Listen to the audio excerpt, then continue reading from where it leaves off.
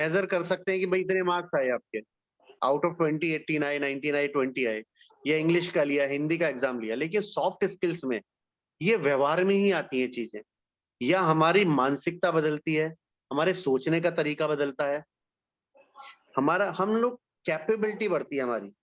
कारण क्या है, मान लीजिए हम किसी चीज के लिए अगर तैयार होते हैं और वो चीज हमें मिल जाए, तो हम उसको बहुत अच्छे तरीके से लेकर आगे बढ़ते हैं। जैसे छोटा सा एग्जांपल लेते हैं, जैसे हम छोटे बच्चों को first second third fourth fifth जो भी क्लासेज हैं उनके एग्जाम लेते हैं, और हम उनकी कैपेबिलिटी चेक करते हैं एक्चुअली, कि वो कितने तैयार हुए।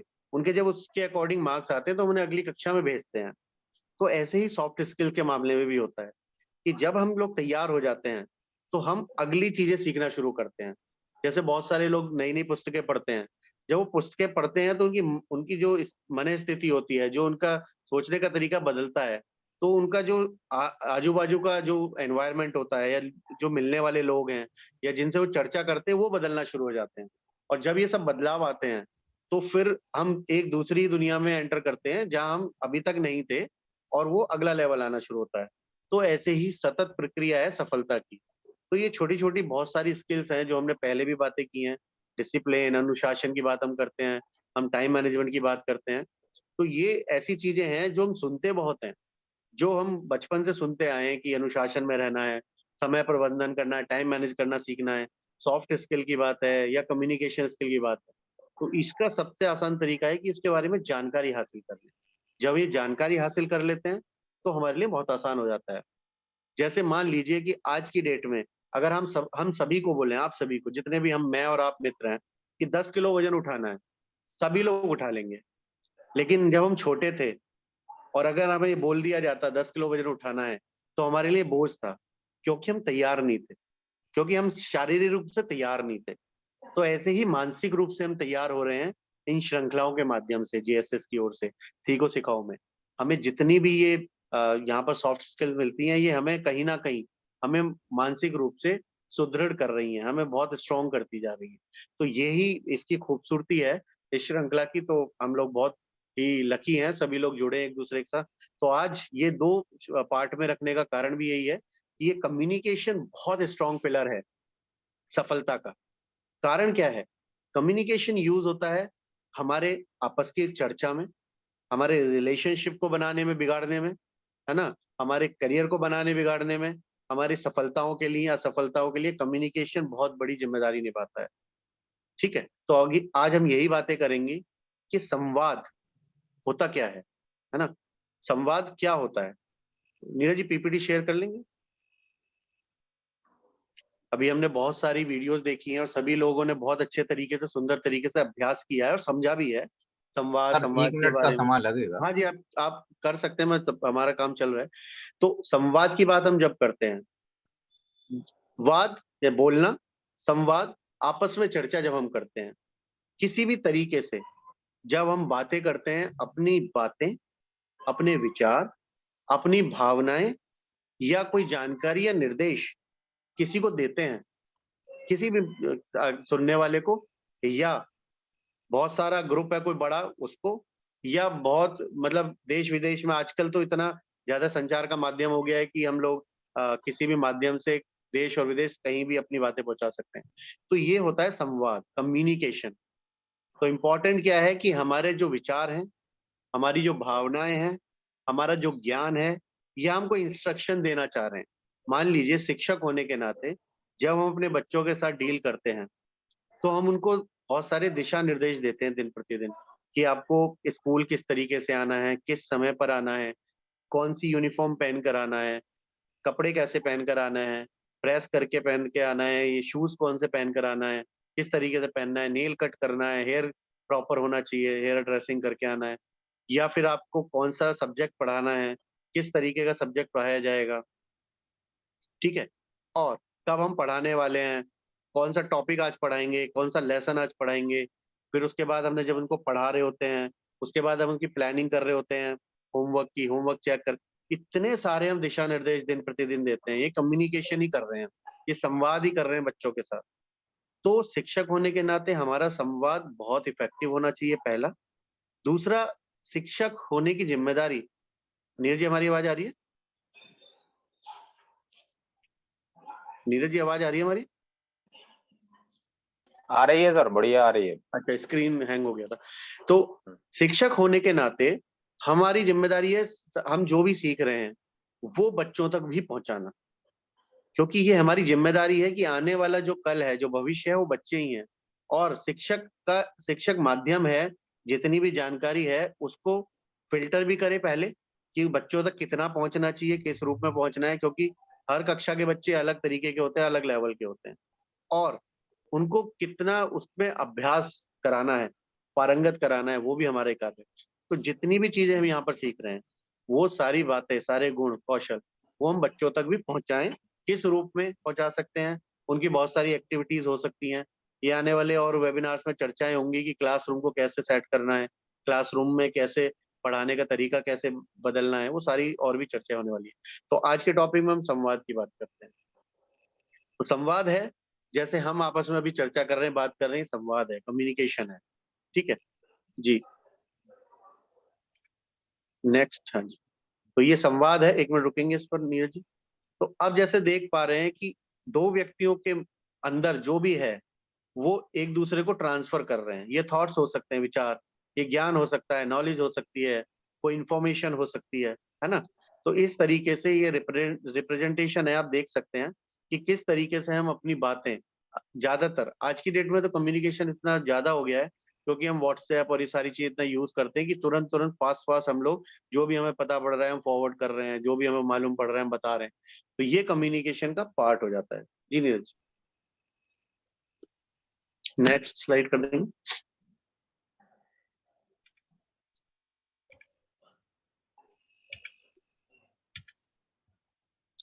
जी, ये हमने बात की कि हम अपने विचार, भावनाएं और जानकारी जब दूसरे व्यक्ति या समूह के साथ पहुंचाते हैं तो वो कहलाता है संवाद।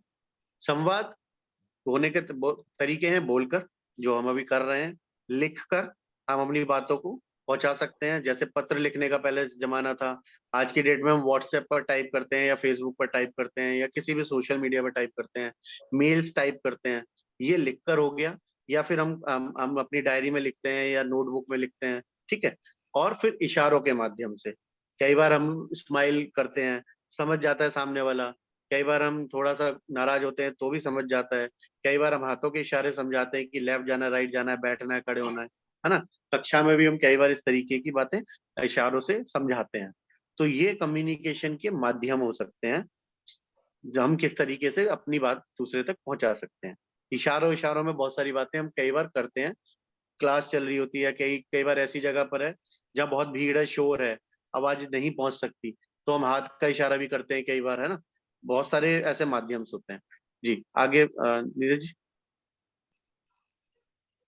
अगली स्लाइड कर देंगे। जी, अभी हम छोटा सा एक एग्जांपल लेते हैं, बहुत इसको एंटरटेनिंग वे में पढ़ेंगे। पहला अगर पढ़े कोई, हमारे लिए कौन पढ़ना चाहेगा पहला उदाहरण?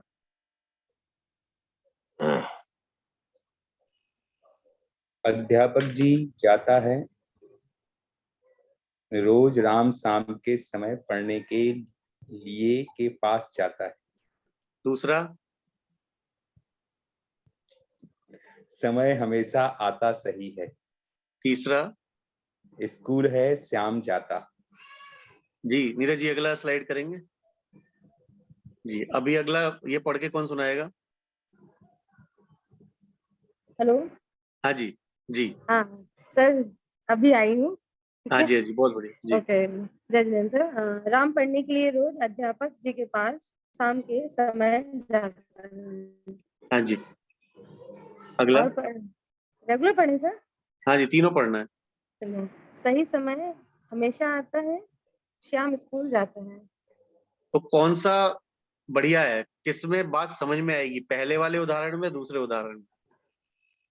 तो सेकंड वाला उदाहरण आए हैं, उसमें बिल्कुल स्पष्ट समझ में आ रहा है। पहले पहले वाले वाले तो में कुछ समझ में नहीं आ रहा। हो सकता है हम जी आइडिया लगाएं, बात जी कुछ और कहना चाह रहे हैं, लेकिन कुछ और समझ में आ जाए, है ना। जी हमारा आप कुछ और इंस्ट्रक्शन देना चाह रहे थे, लेकिन कुछ और समझ लिया और हो कुछ और गया, है ना। तो ये एक छोटा सा एग्जाम्पल है कम्युनिकेशन का। कम्युनिकेशन कितना इंपॉर्टेंट है, महत्वपूर्ण है, ये लिखकर किया गया कम्युनिकेशन है। कई बार जब हम बोलते हैं तो भी ऐसे ही एम्बिगिटी या कंफ्यूजन क्रिएट हो जाता है। हम जो बोल रहे हैं सामने वाला क्या वो समझ रहा है, और क्या जो वो समझ रहा है वही कर रहा है, वो बहुत इंपॉर्टेंट हो जाता है। तो ये एक छोटा सा एग्जाम्पल है। तो अभी सभी मित्रों से रिक्वेस्ट करूंगा कि कोई ऐसा मजेदार इंसिडेंस जरूर बताइए कि जब आपने कहना कुछ और चाहा हो कुछ और गया हो। सभी जरूर बताइएगा, तभी हम लोग बहुत अच्छे से इस टॉपिक को समझ पाएंगे कि कम्युनिकेशन एक्चुअली कितना इम्पोर्टेंट है, क्योंकि सर बहुत मैं बड़ा शुरू करूं? जी जी प्रिया जी। सर एक बहुत ही रोचक घटना है, ठीक है। थोड़ा सा समय ठीक। लगेगा सुनाने के लिए। मैं कॉलेज में थी, बीएससी सेकंड ईयर। जी ओके, तो क्या हुआ, जिस दिन कंप्यूटर का सीसी था उस दिन मैं कॉलेज में उपस्थित नहीं थी, ठीक है। तो उसके सेकंड दिन जब कंप्यूटर का सीसी था तो मैं कॉलेज पहुंची, ठीक है। जी तो सर जैसे ही मतलब मैं वहां लैब में पहुंची तो सर ने बहुत अच्छे से बोल लिया कि आइए। मैंने बोला सर नमस्ते, तो नमस्ते किया सर से। फिर उसके बाद हमने बोला सर, थोड़ा सा झूठ बोला सर एक्चुअली, ठीक है। हमने सर से ये बोला सर कल बहुत सारी भीड़ थी तो उसके कारण मैं साइन नहीं कर पाई, तो आज साइन करने के लिए आई हूँ, ठीक है। सर क्योंकि कॉलेज में थोड़ी छोटी सी रोचक चीजें होती रहती है कि हम झूठ बोलते रहते हैं। तो सर कैसा हुआ था कि उन्होंने हमसे बोला कि ठीक है तो फिर आप बताइए कि सीसी कहाँ हुआ था। तो सर मुझे कुछ नहीं पता था, ठीक है। मैंने बोल दिया सर जहाँ होता है हमेशा वहीं हुआ था, लैब में हुआ था सर। तो बोलने लगे आपने कैसे दिया था। तो मैंने बोला सर पेपर पे जैसे सारे टीचर्स लेते हैं हिंदी इंग्लिश मैथ्स का, वैसे ही मैंने इसका दिया था। तो सर मैं बोलती जा रही थी और सर मेरा झूठ पकड़ते जा रहे थे। सर ने मुझसे कुछ नहीं बोला। फिर उन्होंने सब सब मुझसे लास्ट में बोला मैडम आपने बहुत अच्छा झूठ बोला है, हमें बहुत अच्छा लगा, बहुत कॉन्फिडेंस से बोला, लेकिन सीसी टेस्ट ऐसा नहीं हुआ था, लैब में हुआ था। मैंने टिक मार्क करने दिया था तो वो टिक मार्क करने वाला हुआ था। सर मेरे जीवन की बहुत रोचक घटना है जो मैं सबको सुनाती हूँ कि मेरे साथ ऐसा हुआ है। बहुत हंसी आती है सर इस जी। चीज को सुन के कि मैंने इतना झूठ बोल के मैंने बोला भी और सामने वाले ने एक्सेप्ट करके उसको वो भी किया। आसान आसान है, एक्सेप्ट करके बोल दीजिए कि हो गया, अगली बार ठीक करेंगे। झूठ नहीं बोलना है, ध्यान रखना है। हाँ सर। ये सर वो ये ये उस यही टाइम की बात हम थी, अब बच्चे बहुत कुछ हमें सीख देख के गए। फॉलो करते हैं ना, बच्चे हमें देख के फॉलो करते हैं। तो अगर यस सर। हम ऐसे बातें करेंगे तो बच्चे भी वही करेंगे और हम भूल नहीं पाएंगे। जी, और कोई मित्र बताना चाहेंगे?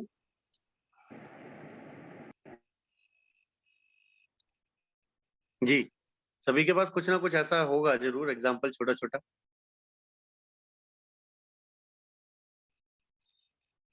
कि हम कहना कुछ और चाह रहे थे, कह कुछ और दिया, हो कुछ और गया। जी स्वाति जी।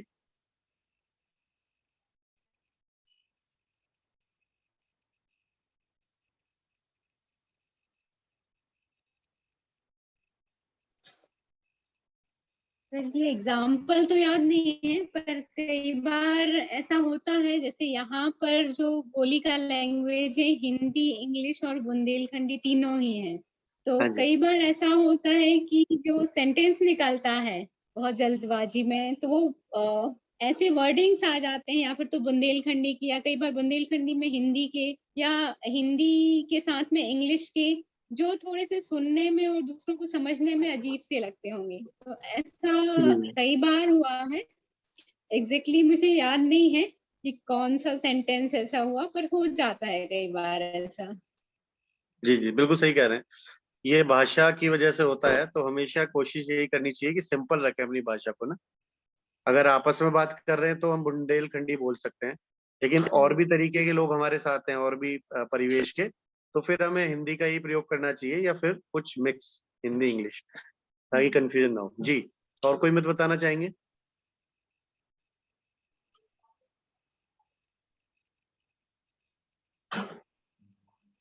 चलिए, हम एक छोटी सी पुरानी, एक बहुत पुरानी कहानी है, छोटी सी है, बताते हैं। पहले क्या होता था कि जब बिजनेस चला करते थे तो उनकी एक हुंडी हुंडी भाषा होती थी लिखने की, शायद आपने सुना हो, है ना। जिसमें हुंडी लिखी जाती है ना, वो भाषा हुंडी कहलाती थी।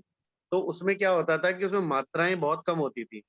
तो अभी क्या हुआ, एक पत्र आया लाला जी के पास, और मुनीम जी के पास आया, लाला जी आज मर गए हैं, बड़ी बहू को भेज दीजिए। तो उनका ये था कि उनके समझाने से आया था कि लाला जी की डेथ हो गई है और बड़ी बहू जो उनके आए हैं उनको भेज दो, क्योंकि अब तो भेजना ही पड़ेगा, उनके फादर की डेथ हो गई है।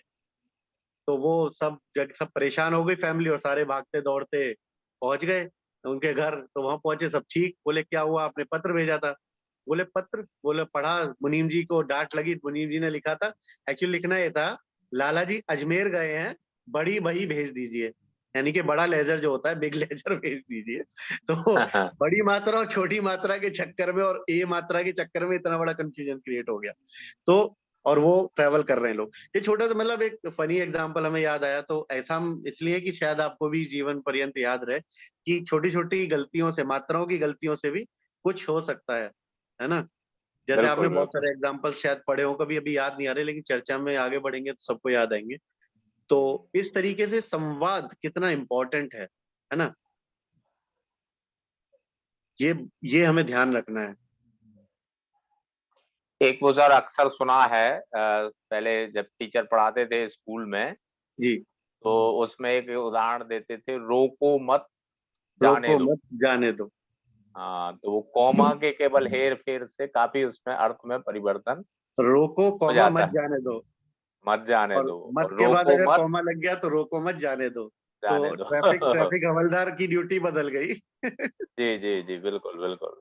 और उसमें कितना बड़ा नुकसान हो सकता है अगर कुछ ऐसा आगे इंसिडेंट हो रहा है, अगर इतना छोटे से एक कॉमा की वजह से भी मिस हैपनिंग्स हो सकती हैं, है ना? आगे कुछ बिल्कुल। ऐसा इंसिडेंट हो गया है कि जहां सबको रोकना था और जाने नहीं देना था, लेकिन गलती जी हो गई और सब भाग रहे हैं, तो वहां पर जाके बहुत डिजास्टर हो सकता है।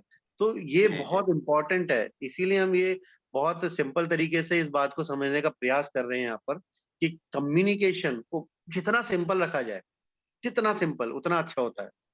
क्योंकि बड़े बड़े शब्द या बड़ी बड़ी बातें जब कोई बड़ी बुक लिखता है वहां अच्छी होती हैं, या कोई बहुत बड़ी कॉर्पोरेट प्रेजेंटेशन इंटरनेशनल लेवल चलिए कि दिखाना ही है कि भाई हम लोग, है ना, उस लेवल के हैं, तो फिर ठीक है।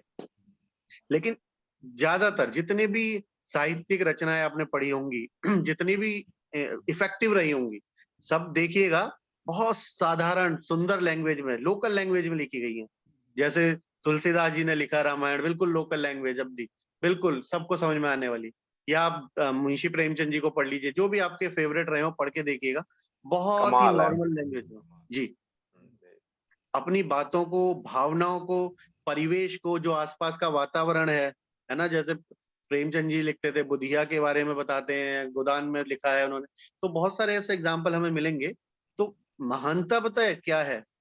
महानता है अपनी बात को अच्छे से प्रस्तुत करने में, ना कि बड़ी बड़ी कोई शब्द लिखकर बड़े बड़े भारी भारी चीजें लिख दी जाएं, उसमें कोई महानता नहीं है। तो हम शिक्षक होने के नाते हमारा थॉट प्रोसेस, हमारा जो सोचने का तरीका इतना सिंपल होना चाहिए कि ये जो हम बताना चाह रहे हैं वो बच्चे बड़े आसानी से समझ जाएं, मजे मजे में समझ जाएं। जैसे सबने थ्री इडियट तो देखी होगी, लास्ट में जो बड़ा स्कूल खोला था उसने ना, सिंपल की भाई प्रैक्टिकल करके समझा रहे हैं, आप कुछ कुछ नया इजाद करो, है ना, इन्वेंशन करो, ढूंढ कर लाओ। तो वो सिंपलिस्टिक बना दिया उन्होंने। तो ऐसे ही हमें भी पढ़ाई को ना इतना सिंपल तरीके से बच्चों तक पहुंचाना है कि वो उसमें मजा आए उनको, ना कि बोझ लगे, है ना, कि रटना ना पड़े, हिंदी को रट रहे हैं, इंग्लिश को रट रहे हैं, मैथ्स भी रट रहे हैं, है ना? हमें कुछ ऐसा सोचना होगा आउट ऑफ द बॉक्स कि वो बिल्कुल अपने आसपास क्या हो रहा है, घटित हो रहा है, उससे जोड़कर देखना सीख समझ जोड़ना शुरू कर दें। जब वो शुरू कर देंगे जोड़ना, तो फिर हम जो उनको बताना पढ़ाना चाह रहे हैं, हमें ऐसे एग्जाम्पल चारों तरफ देने चाहिए। अगर हम उनको तारों के बारे में पढ़ाना है तो हम उनको बता सकते हैं, रात को आकाश देखिए अपना, उसमें कौन कौन से तारे किस समय नजर आएंगे। अगर हम उन्हें थोड़ा सा भी ज्ञान दे दें कि शुक्र तारा किधर होता है तो ढूंढ देंगे। अगर हम उनको बताएं कि कौन सा तारामंडल किस दिन किस दिशा में होगा, तो बच्चे ढूंढ लेंगे। उनको जरूरत नहीं है कि बुक में दिखाया जाए, उनको जरूरत नहीं है कि वो हम उनको पढ़ाएं, लेकिन वो जो प्रैक्टिकल नॉलेज वो लेकर बैठेंगे वो जीवन पर्यंत याद रहेगी उन्हें, है ना? कौन सा तारा सबसे ज्यादा चमकदार होता है, या कोरिलेशन बनाइए कि किस ग्रह का रंग कौन सा होता है, कि क्या क्वालिटीज होती हैं, आसपास की चीजों से हम किस तरीके से उसको कनेक्ट कर सकते हैं, वो हम सोच सकते हैं। तो ये कम्युनिकेशन, संवाद होना चाहिए शिक्षक और गुरु का, वो बड़ा ही स्ट्रांग होना चाहिए। जैसे पहले जमाने में शायद हमने जो सुना है कि गुरुकुल में सिर्फ बोलकर पढ़ाया जाता था, और याद कराया जाता था, और बाद में परीक्षा लेते थे, वो भी रिटन नहीं, सिर्फ व्यवहार से लेते थे, है ना। कि कोई एक ऐसा सिनेरियो क्रिएट कर दिया कि भेज दिया जंगल में सारे 4 5 6 बच्चों को इकट्ठा करके, और गुरुजी ने कुछ सिनेरियो बना रखा है वहां पर, कुछ ऐसी चीजें बना रखी है जिनको उनके सामने चैलेंजेस आएंगे, तो वो देखते थे कि वो प्रैक्टिकली कैसे उसको सॉल्व करेंगे बच्चे, और वो दूर से ऑब्जर्व करते थे। कारण क्या है, कारण क्या है, कारण उनका उद्देश्य क्या था? उनका उद्देश्य ये नहीं था कि बच्चे पास होके 80 90 मार्क्स लाएं, उनका उद्देश्य ये था कि जीवन में वो सफलता कैसे प्राप्त करेंगे, जब उनके सामने चैलेंजेस आएंगे वो कैसे उसको ओवरकम करेंगे, उसको पार करेंगे। क्या वो कर पाए असलियत में? हाँ, वो पास हो गए। तो ये जो लाइफ स्किल्स वाली कहानी है, ये जो लाइफ स्किल्स की सीरीज चल रही है आज की डेट में यहाँ JN शिक्षा समृद्धि में, जो एजुकेशन पॉलिसी NEP में भी आ रहा है, वो यही है कि हम अपने जीवन में आने वाले जो चैलेंजेस हैं उनको कैसे पार करेंगे, अपने अपने अंदर की क्वालिटीज, अपनी अपनी क्वालिटीज को कैसे पहचानेंगे, अपनी कैपेबिलिटीज को कैसे पहचानेंगे, और उनके अनुसार अपना करियर कैसे बनाएंगे, वो इम्पोर्टेंट है। कोई राइटर बनना चाहता है तो कैसे बनेगा, कोई म्यूजिशियन बनना चाहता है तो कैसे बनेगा, कोई कोई कुछ ड्राइंग करना चाहता है या कुछ ऐसा करना चाहता है आर्ट के फील्ड में किसी भी तरीके से, वो अपनी अंदर की क्षमताओं को पहचाने, है ना। अब गवर्नमेंट ये नहीं चाहती कि क्लर्क्स पैदा हों, वो अंग्रेजों के जमाने में जरूरत थी, हो गया काम खत्म।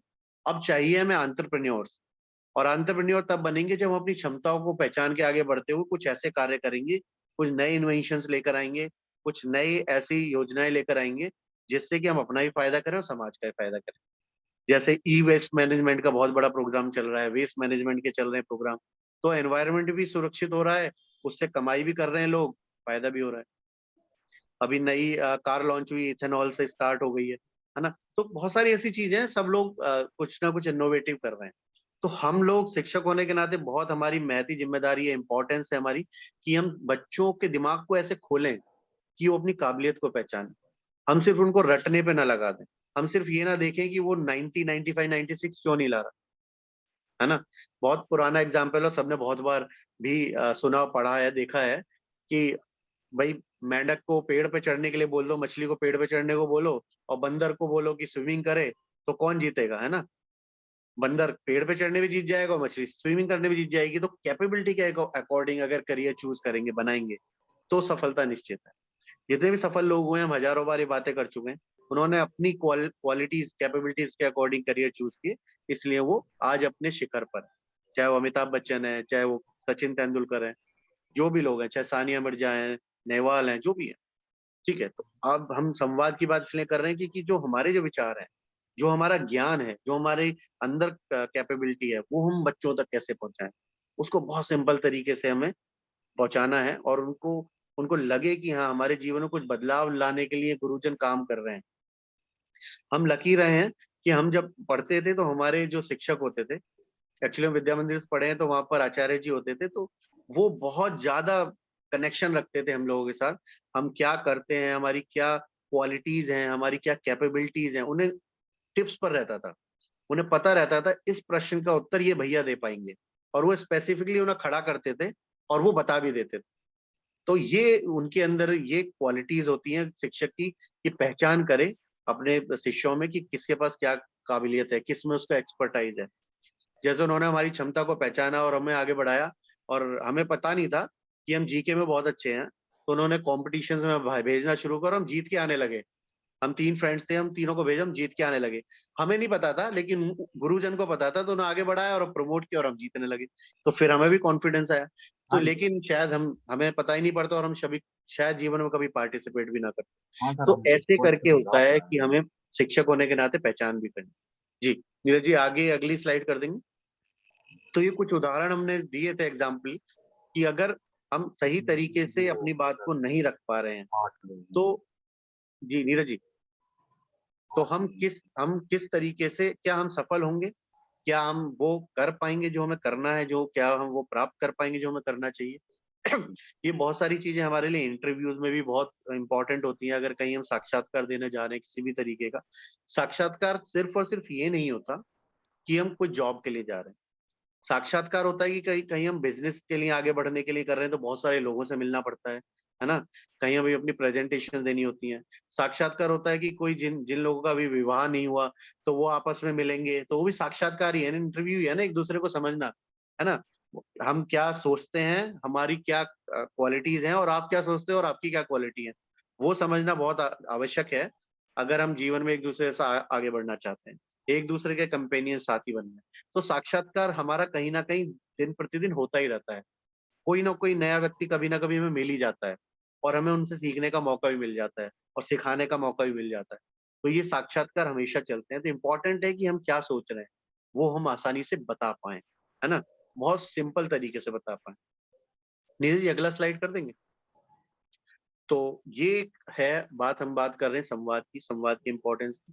जो हमने वीडियोस भी देखी, वीडियोस में इम्पोर्टेंट क्या था कि जो भी बात कोई कह रहा है उसको क्या हम उतने उस तरीके से समझ पा रहे हैं, क्या हम उसी तरीके से उस बात का जवाब दे रहे हैं जो वो कहना चाह रहे हैं।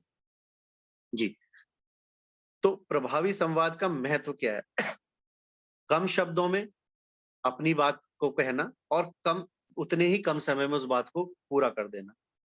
सुनने वाला व्यक्ति और समूह हमारे विचार, और जो भी हम या तो हम विचार व्यक्त कर रहे होंगे कहीं या फिर अगर हम कहीं डायरेक्ट कर रहे हैं तो निर्देश दे रहे होंगे टीचर होने के नाते, या हमें कोई आयोजन करने का मौका मिला है तो हम उसके नाते हम कोई ना कोई इंस्ट्रक्शन दे रहे होते हैं। फिर हम जो अपनी भावनाएं या इंस्ट्रक्शन दे रहे हैं या विचार व्यक्त कर रहे हैं वो सही तरीके से पहुंच रही है, उसमें कोई गलतियां नहीं हो रही, है ना। आपने बोला लेफ्ट वाला वायर काटना है, अब ये नहीं बताया मेरा लेफ्ट या आपका लेफ्ट, है ना, और उसने अपना लेफ्ट काट दिया, जबकि मेरा लेफ्ट काटना था। फनी एग्जांपल है, मूवीज में देखें तो क्या हो गया, बूम आवाज आई, बोले क्या हुआ, आपने गलत बताया नहीं, लेफ्ट कौन सा काटना था, मैंने काट दिया। तो क्या हुआ, एक छोटी सी बात, बहुत सिंपल तरीके से समझने वाली बात। हमने जैन शिक्षा समृद्धि के आदर्श शिक्षक ग्रुप को इनवाइट किया कि हम लोग पार्टी करेंगे, रविवार को पार्टी होनी है, सभी मिलेंगे। हमने बोल दिया कि रविवार को पार्टी होनी है और सभी मिलेंगे। अब कौन से रविवार को होनी है, किस स्थान पर होनी है, किस समय पर होनी है, ये तो बताया ही नहीं और किसी ने पूछा भी नहीं। तो अब बताइए क्या होगा, क्या वो कार्यक्रम सफल होगा? या तो हम इंतजार करते रह जाएंगे, या तो आप इंतजार करते रह जाओगे, या हो सकता है हर रविवार कोई ना कोई आ जाएगा, सर आपने बुलाया था, ठीक है, तो लेकिन वो आयोजन उस तरीके से सफल नहीं हुआ, है ना। तो संवाद कंप्लीट होना इंपॉर्टेंट है, जो कम्युनिकेशन है कंप्लीट होना बहुत महत्वपूर्ण है कि हम उसको पूरा करें। जैसे शाम बाजार जा रहा है ना, लेकिन अगर वो ये भी बताया जाए कि वो क्या करने बाजार जा रहा है, किस समय जा रहा है, वो इम्पोर्टेंट है ना। चलिए, तो सिर्फ सेंटेंस बनाने के लिए होता है कि हम लिखवा देते हैं शाम बाजार जा रहा है ना, वो स्कूल जा रहा है, विद्यालय जा रहा है, लेकिन वो क्या करने जा रहा है, उसका उद्देश्य क्या है ना। तो निर्धारित कार्य सही प्रकार से पूर्ण हो जाते हैं अगर हमारा कम्युनिकेशन बिल्कुल क्लियर है और स्ट्रांग है। जैसे आपने कभी देखा हो, कभी नहीं हमेशा ही देखा है कि जब भी कोई बिल्डिंग बनती है तो उसका ब्लूप्रिंट बनता है, वो भी कम्युनिकेशन है लिखित रूप से। हमें पता है कि वो बिल्डिंग बनाने के लिए कितना एरिया पे क्या बनने वाला है, कितना डिगिंग होगा, गड्ढा खोदा जाएगा, कितनी मोटाई की दीवारें होंगी, कितनी ऊंचाई की होंगी, कमरों के साइज के होंगे, सब चीजों के साइज। अगर वो क्लियर ना हो और ऐसे ही बोल दिया जाए तो क्या भवन हम जो चाह रहे हैं उस तरीके का बन पाएगा? नहीं। क्या वो उतने समय में बन पाएगा? शायद नहीं, देर हो सकती है, क्योंकि कभी लेफ्ट बन जाएगा, कभी राइट, कभी टेढ़ा, कभी कुछ, कभी छोटा, कभी बड़ा, उसमें ऑल्ट्रेशन होते रहेंगे। या फिर क्या उतनी कॉस्ट में बन पाएगा? शायद नहीं, कॉस्ट ज्यादा लग सकती है। तो क्या हुआ, समय भी व्यर्थ हुआ, रिसोर्सेज भी वेस्ट हुए। लेकिन अगर प्लानिंग प्रॉपर तरीके से कम्युनिकेट किया जाए तो कम समय में और अच्छा कार्य हो सकता है। तो ये इंपॉर्टेंस है संवाद की। जी नीरज जी, अगली स्लाइड।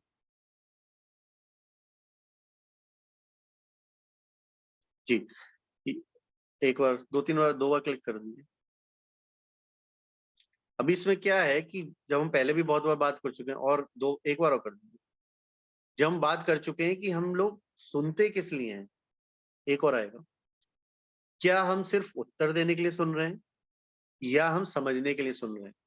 इंपॉर्टेंट क्या है, जब हम किसी की बात सुन रहे हैं तो क्या हमने पहले ही एक प्री कंसीव्ड नोशन बोलते हैं कि हम लोगों ने पहले ही एक पूर्व राय बना रखी है कि ये तो यही बोलेंगे, है ना?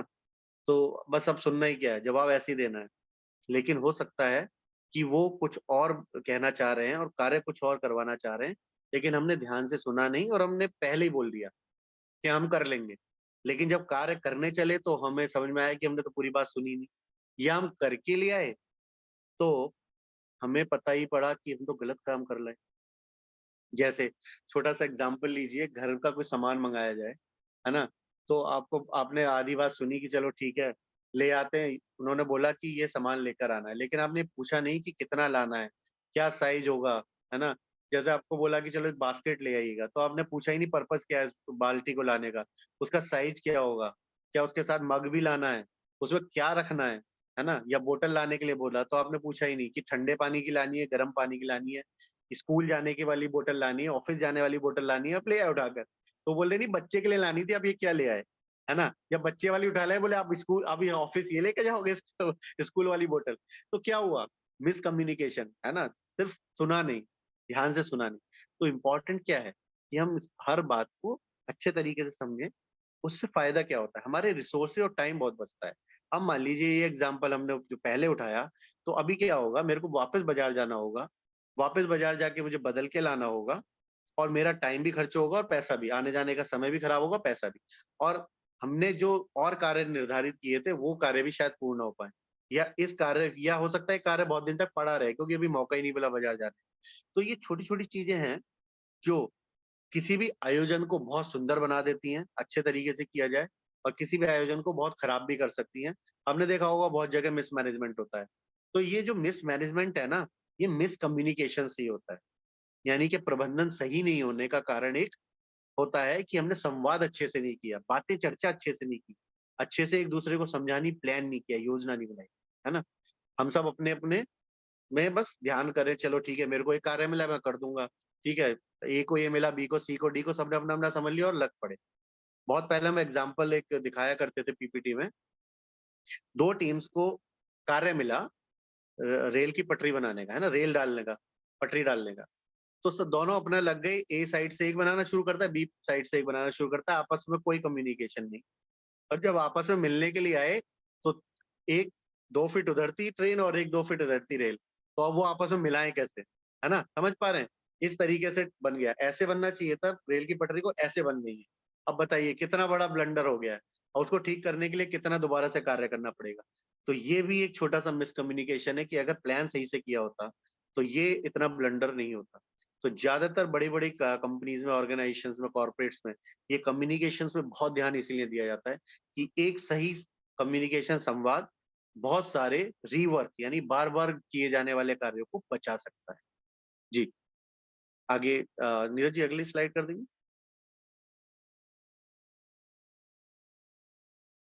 हाँ, एक 2-3 बार कर एक बार और, एक बार और।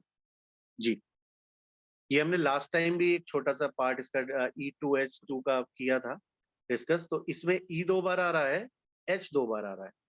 ई ई एक ई है आइज़ के लिए, एक ई है ईयर के लिए। कम्युनिकेशन में बहुत इंपॉर्टेंट है कि हम आँखों से देखते हैं, पढ़ते हैं, कानों से सुनते हैं, ठीक है? और 2 एच हैं। एक एच है हेड के लिए और एक एच है हार्ट के लिए। तो हमें ध्यान रखना है, E2H2 में क्या होता है? सबसे पहला ई है eyes, eye contact. Eye contact अगर हम बनाकर बातें कर रहे हैं, जैसे हमने वीडियोज़ में भी शायद देखा होगा, तो आई कॉन्टैक्ट अगर हम बात बनाकर बातें कर रहे हैं, सबसे पहला फ़ायदा क्या होता है? जिससे हम बातें कर रहे हैं, उसको आभास होता है कि हम उसकी बातों में रुचि दिखा रहे हैं। अगर हम आपसे बातें करें और हम इधर-उधर देखने लगें और आप बोलते रहें, तो आपको कैसा आभास होगा? आपको कैसा लगेगा? कि सर को इंटरेस्ट ही नहीं आ रहा हमारी बातों में, हम तो शायद ऐसी बातें कर रहे हैं जो पसंद नहीं आ रही। लेकिन हम सुन रहे हैं पूरी बातें, लेकिन हम इधर-उधर देख रहे हैं। तो हमें क्या करना होगा, जभी भी आप देखिएगा, हम हमारा भी वीडियो आप देखेंगे कभी भी, तो हमेशा कैमरे की तरफ देख रहे हो। कैमरे की तरफ देखने का पर्पज़ है क्योंकि अभी हम सिर्फ़ ऑनलाइन बातें कर रहे हैं, पर्सनल नहीं है। तो अभी सामने देखने का मतलब है कि हम आप सभी को देख रहे हैं। तो आप सभी को हमेशा ये लगेगा कि हम आपको ही देख रहे हैं, है ना? तो ये आई कॉन्टैक्ट बनाना होता है और आपको इंटरेस्ट भी आएगा कि हमारे को ही देख रहे हैं, हमसे ही बातें कर रहे हैं, पहला। दूसरा, जब हम आई कॉन्टैक्ट बनाते हैं, तो जो कहने वाला व्यक्ति है, उसकी बातें सुनने के साथ साथ हम फेस एक्सप्रेशन भी देख रहे होते हैं कि वो किस बात को किस भावना या मंतव्य से कहना चाह रहा है। क्या उसके अंदर कोई ऐसी बात आ रही है कि दुख है? क्या खुशी की बात है? क्या कोई ऐसा है जो टेंशन क्रिएट कर रही है बात है? कई बार वो बोल के नहीं समझा पा रहा लेकिन उसके फेस एक्सप्रेशन समझा पा रहा है ना? तो एक ये हमारा रिलेशन मेंटेन होता है आई कांटेक्ट के साथ। तो इम्पोर्टेंट है E2H2 में पहला ई ईयर सॉरी आईज, दूसरा है ईयर। ईयर का मतलब है हमारे को 2 कान मिले हैं, इसका मतलब है बहुत ध्यान से सुनना है। यानी कि हमें उसको इतना ध्यान से सुनना है कि जब उनकी बात पूरी हो जाए, उसके बाद हम क्वेश्चन पूछ सकते हैं, है ना? ऐसा नहीं कि जो बात चल रही है उसके बीच में क्वेश्चन पूछें। उससे क्या है कि एक तो बात बीच में रह सकती है और हो सकता है कोई बात बताना भूल जाए। तो हमें बहुत ध्यानपूर्वक बात को सुनना है। तो E2 यानी कि आइज़ और ईयर, ये कॉन्टैक्ट बहुत इंपॉर्टेंट होना चाहिए। जभी भी सुन रहे हैं, अगर कोई सेमिनार चल रही है जिसमें 15-20 मिनट आधे घंटे का कोई व्याख्यान चल रहा है, तो हम एक नोटपैड लेकर बैठे, पेंसिल लेकर बैठे और वहाँ नोट कर लें जो क्वेश्चन हमारे बीच में मन में आ रहे हैं। उसके बाद हम हैंड रेज़ करके पूछ सकते हैं। तो क्या होगा, उससे हमारा कुछ भी बात कोई क्वेश्चन छूटेगा नहीं और हम सारी बातें ध्यान से सुन पाएँगे। कई बार सुनते-सुनते ही हमारे क्वेश्चंस के आंसर मिल जाते हैं, ज़रूरत नहीं होती पूछने की। तो E2H2 में पहला हुआ हमारी आइज़, दूसरा हुआ ईयर। फिर हम बात करते हैं हेड। हेड का मतलब हुआ कि हम समझ रहे हैं क्या? जो हम बताया जा रहा है, जो हमसे कोई बात कर रहा है, क्या हम उसे समझ रहे हैं? हम समझकर आंसर दे रहे हैं, है ना? वो इम्पोर्टेंट है। क्या हमने उस बात को उतने अच्छे तरीके से समझ लिया है, जो बताया जा रहा है? तो हमें हेड का प्रयोग करना है और हार्ट का भी प्रयोग करना है। हार्ट का मतलब होता है इमोशंस। क्या हम उसके साथ अटैच हो रहे हैं उस इमोशन के साथ, है ना? जो बात बताई जा रही है, क्या वो कहीं न कहीं हमारे इमोशंस के साथ अटैच हो रही है? तो E2H2 टेक्निक का हमें हमेशा प्रयोग करना चाहिए, ठीक है? आइज़, ईयर, हेड और हार्ट, ठीक है? ये कम्युनिकेशन के लिए बहुत इंपॉर्टेंट है।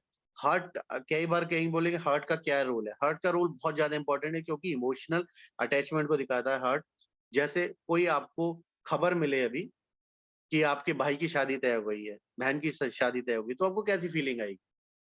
अभी आपको खबर मिले कि आपके किसी बहुत अच्छे मित्र की बहुत अच्छी जॉब लग गई या आपको खबर मिले आपका बहुत अच्छी जगह सिलेक्शन हो गया है ना? गवर्नमेंट जॉब की तैयारी कर रहे हैं, तो कैसी फीलिंग आएगी?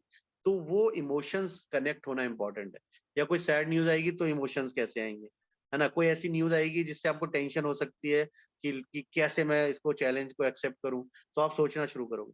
तो इस तरीके से हम लोगों को ये 4 ये पार्ट होते हैं कम्युनिकेशन में अपने सेंसेस के, जो बहुत ही इम्पोर्टेंट होते हैं, इस पे ध्यान रखना इम्पोर्टेंट है। तो हमारी जो बॉडी लैंग्वेज है, ध्यान रखिएगा, जभी भी कोई इंटरव्यू होता है, साक्षात्कार होता है, तो जो भी वहाँ पैनल बैठा होता है, वो आपकी बॉडी लैंग्वेज को बहुत ऑब्जर्व कर रहा होता है।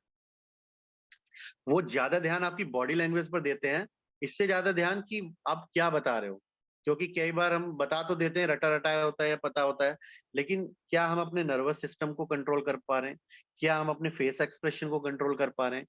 क्या वो जो बोल रहे हैं, उसका आंसर हम वैसा ही दे रहे हैं, जो होना चाहिए? ये छोटी-छोटी बातें होती हैं, जो हमें वेटेज दिलाती हैं, जो हमारे लिए बोनस मार्क्स होते हैं।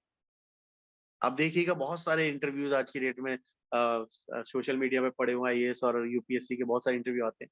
तो बॉडी लैंग्वेज आप किस तरीके से एंटर कर रहे हैं, रूम में किस तरीके से आप बैठ रहे हैं, क्या आपने अटायर डाला है, कपड़े पहने हैं, किस तरीके से आप बिहेव कर रहे हैं, वो बहुत इंपॉर्टेंट है। तो अगर हम अपनी पर्सनैलिटी को इम्प्रूव करना है, तो ये सेंसेस हमारे बहुत इंपॉर्टेंट है कि कंट्रोल में रहें। हम आई कॉन्टैक्ट मेंटेन करें, हम बातों को ध्यान से सुनें, हम समझ के ही जवाब दें और हम उसके साथ इमोशनली कनेक्ट होकर उसको इवैल्यूएट करें। तो ये E2H2 टेक्निक है जिसका हमें डेली अभ्यास करना चाहिए, क्योंकि कई बार हम ना बहुत ज़्यादा सुन रहे होते हैं बातें, तो हमें लगता है कि हमें पता होगा, लेकिन हमें पता है तब भी हम उसको पूरा सुनें। हमें पता है लेकिन तब भी हम उसे पूरा सुनें। कारण ये है, बहुत छोटा-सा एग्ज़ाम्पल देते हैं, रोड पर जा रहे हैं और हमें पता है रोड सही है, यहीं से हम रोज़ जाते हैं। लेकिन अगर आपने जीपीएस लगाया है तो कई बार वो रूट ब्लॉक दिखाती है ना? क्योंकि वहाँ हो सकता है कोई कार्य चल रहा हो और वो रूट आपका डाइवर्ट करके कहीं और से लेके जाती है गूगल। तो कई बार हम सोचते नहीं ये तो शायद ऐसी दिखा रही है, हम उधर मुड़ जाते हैं, फिर बाद में वापस घूम कर आते हैं कि भाई ठीक बताया था गूगल ने। तो हम अब ये बात कहते हैं कि हमें जो इंस्ट्रक्शन मिल रहे हैं, अगर हम जीपीएस फॉलो कर रहे हैं तो हम उसे 100% फॉलो करेंगे फिर, क्योंकि वो शॉर्टेस्ट रूट दिखाती है और वो ट्रैफिक फ्री दिखाती है, जहाँ सबसे कम ट्रैफिक होगा। तो ऐसे ही जब इंस्ट्रक्शंस मिलते हैं तो हमें पूरी तरह फॉलो करना है। लेकिन अगर कोई डिस्कशन हो रहा है तो हम अपने पॉइंट, अपने विचार रखने चाहिए। मान लीजिए कोई आपकी स्कूल मीटिंग चल रही है और वहां पर कोई विचार विमर्श हो रहा है, तो आपके मन में जो विचार आ रहे हैं वो आप अवश्य रखिए, बताइए, अपने आइडियाज दीजिए। लेकिन जब वो प्लान बन जाए, फाइनल हो जाए कि अभी प्लान एग्जीक्यूट होने वाला है, तो हमें जो जिम्मेदारियां मिली हैं उसके अनुसार हम उसको एग्जीक्यूट कर दें बस। जैसे आर्मी में होता है, कमांडर ने बोल दिया, प्लान बन गया और फील्ड पे गए, जो कमांडर ने बोला सिर्फ वो एग्जीक्यूट करें, अपना दिमाग लगाना ही नहीं है, क्योंकि प्लानिंग हो चुकी है। ऐसे ही सक्सेसफुल होने के लिए प्लानिंग पहले करना है, फिर उस प्लानिंग को एग्जीक्यूट करते जाना है, point two point, point two point, और सफलता निश्चित। ठीक है, तो ये छोटे छोटे पार्ट हैं जो कम्युनिकेशंस के हमारे होते हैं। जी नीरज जी, अगली स्लाइड कर देंगे।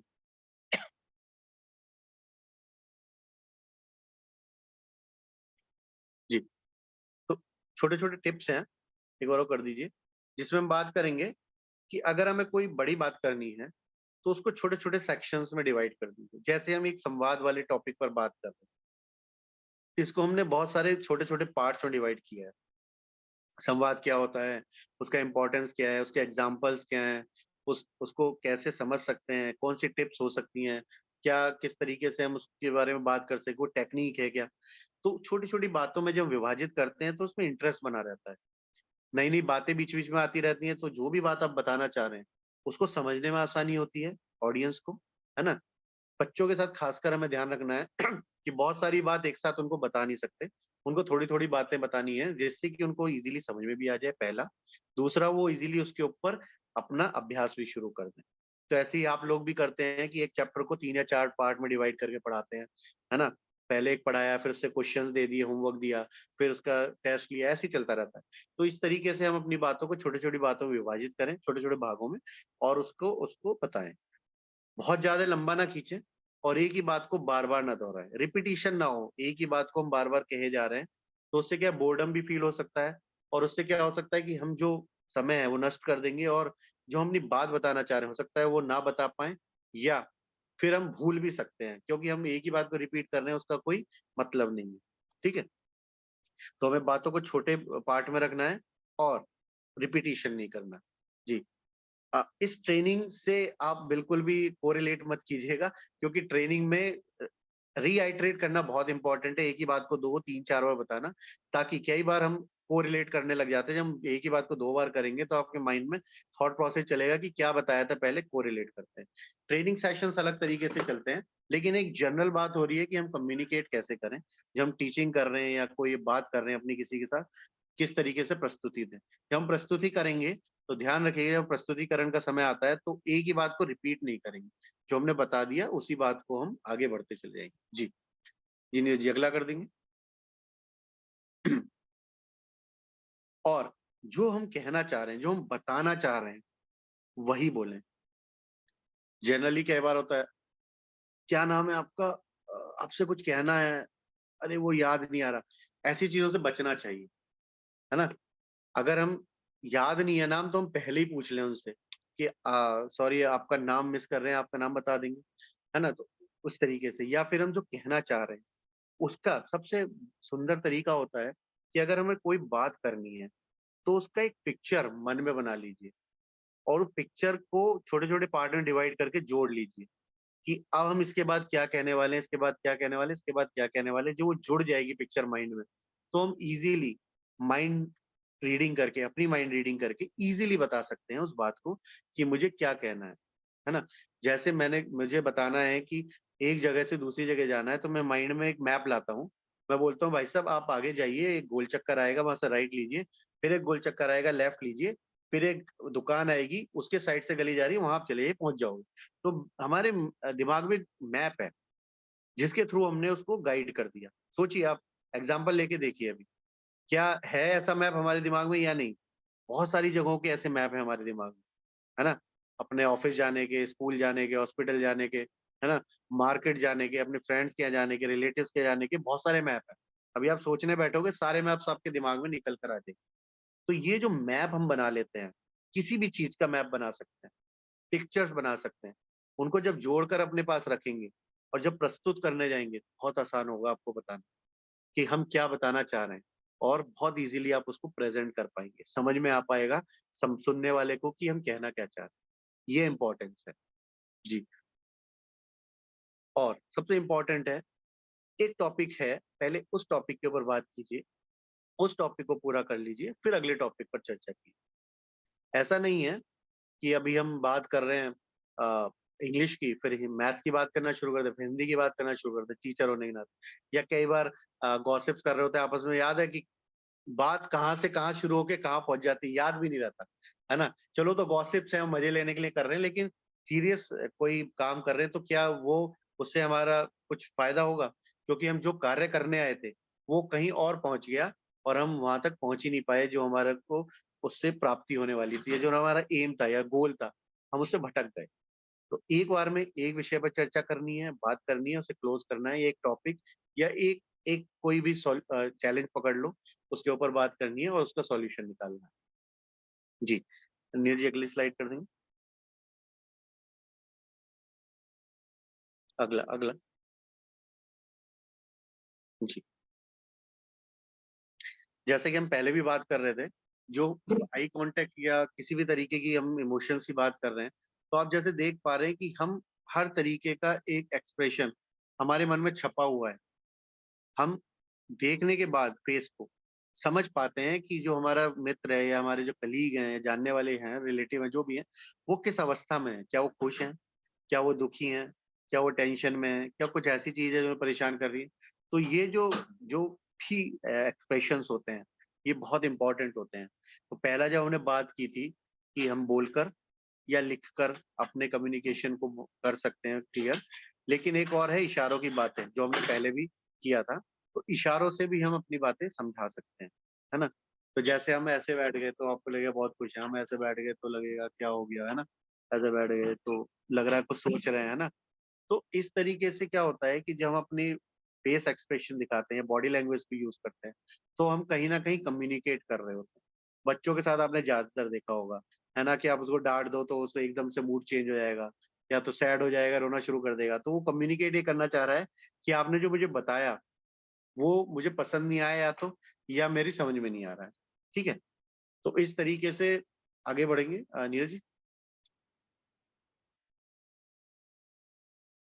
चलिए, इसको बंद कर सकते हैं अभी स्लाइड को, आगे हम चर्चा करेंगे जी। तो अभी तक जो हमने बात की, चर्चा की, आई थिंक हम क्लियर कर पाए, आपको बता पाए कि संवाद कितना महत्वपूर्ण है। तो अभी हम आप सभी से ये पार्टिसिपेशन जरूर चाहेंगे कि आप दो दो लोगों का ग्रुप बनाइए कोई भी, और आपस में कोई कोई भी चर्चा करनी है हमें किसी भी एक टॉपिक पर, जो आपका टॉपिक बहुत ही फेवरेट है। और ज्यादा नहीं, 2-3 सेंटेंस का ही, 4 सेंटेंस 5 सेंटेंस की चर्चा करनी है आपस में, और ये देखना है कि क्या हम उतने अच्छे तरीके से एक दूसरे को अपनी बात समझा पाए। और जो बात आप कर रहे हैं, जैसे मान लीजिए शालिनी जी, स्वाति जी अभी बात करेंगे, पहली बार हम इनवाइट करेंगे, तो शालिनी जी एक टॉपिक को स्वाति जी को समझाएंगी, और स्वाति जी उसी टॉपिक को शालिनी जी को समझाएंगी अपनी बातों में। तो देखते हैं दोनों में से किसका बेटर कम्युनिकेशन रहता है, और यहाँ हम ये सीखेंगे भी कि हम इसको कैसे इम्प्रूव कर सकते हैं। तो ये सिर्फ फन के लिए है, इसमें आप बिल्कुल मत सोचिए कि जज किया जा रहा है किसी को, या कोई ऐसा कोई यहाँ पर मार्किंग होने वाली है।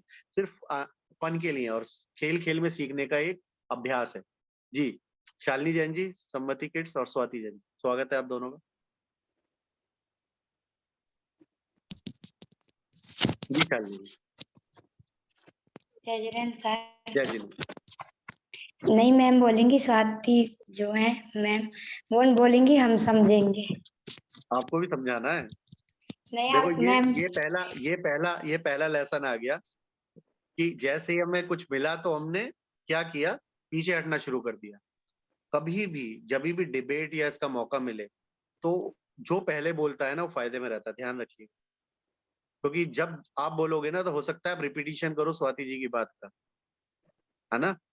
तो ग्रुप डिस्कशन का सिद्धांत है, जो आगे बढ़ के बोलेगा वो विनर होता है हमेशा, और उसी को ज्यादा मार्क्स मिलते हैं। जीडी आपने कंपटीशन में कभी कभी देखे होंगे, तो ये पहला सभी के लिए, हम सभी के लिए लेसन है कि जब भी मौका मिले आगे बढ़ के बोलना है, ठीक है। चलिए शालिनी जी बोलिए, सर किस टॉपिक पर बोले पर? जो आपका फेवरेट टॉपिक। नहीं मैम को बोलने दो ना, पर हम चलिए समझेंगे स्वाति जी फिर आप बोलिए। जी जय जिनेन्द्र सर, जय जय जिनेन्द्र शालिनी जी। जय जिनेन्द्र मैम।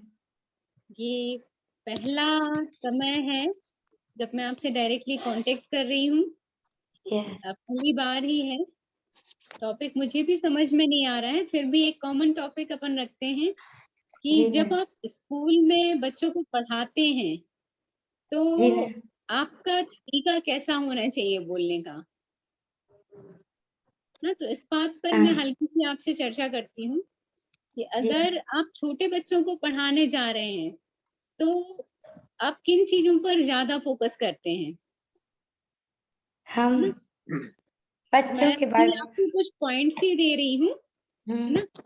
आप सबसे पहले तो अपने फेशियल एक्सप्रेशन पर ही ध्यान देते होंगे कि आप जी मैम। बच्चों से जब पहली बार मिले गुड आफ्टरनून गुड इवनिंग जो भी आफ्टरनून। करते हैं एक स्माइलिंग वे में करते होंगे, है ना। जी मैम। दूसरा, आपको जो अपनी बात रखनी है, अगर छोटे बच्चों को पढ़ा रहे हैं तो बहुत ही अच्छे से खेल खेल में बताना है उनको चीजें, कुछ ऐसे एग्जाम्पल उनके सामने सेट करने हैं जो उनको भी अच्छे लगे और वो साथ में आपके इन्वॉल्व होने लगे जी ना। दूसरा क्या रहता है, वर्डिंग्स जो रहती हैं अपनी कुछ, वो वर्डिंग्स भी ऐसी होनी चाहिए बच्चों को यूज टू रहे, प्लस उनके ऊपर कुछ नेगेटिव इफेक्ट नहीं आए। अभी जी मैंने आपको मैम। 3 पॉइंट ही बताए हैं, अब आप अपनी बात रख सकते हैं। जी मैम, जैसा आपने बताया हम वैसे ही करते हैं, स्माइलिंग के साथ बच्चों और उनके साथ ऐसा व्यवहार करते हैं कि उनको बात भी जल्दी समझ में आ जाए और वे खेल खेल में सीख भी ले। आप कोई एक एग्जाम्पल बताएंगी कि क्या आप अप्लाई करती हैं। अप्लाई जैसे अभी हम लोग का जैसे बॉडी पार्ट्स का होता है तो हम लोग को उनको एक्टिविटी करा करा के सिखा देते हैं, आइज की या हैंड्स की करके। अच्छा, लाइट भी। चलिए धन्यवाद, आपने बहुत अच्छे जी विचार शेयर किए हैं। जी मुझे मैम। आपका वीडियो नहीं दिख रहा है। मैम हमारे यहाँ लाइट चली गई है। जी कोई नहीं, आप कंटिन्यू करिए।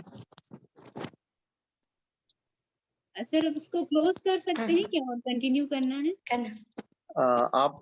आप दोनों का कम्युनिकेशन हो गया। जी सर। चलिए अब इसमें लर्निंग समझते हैं।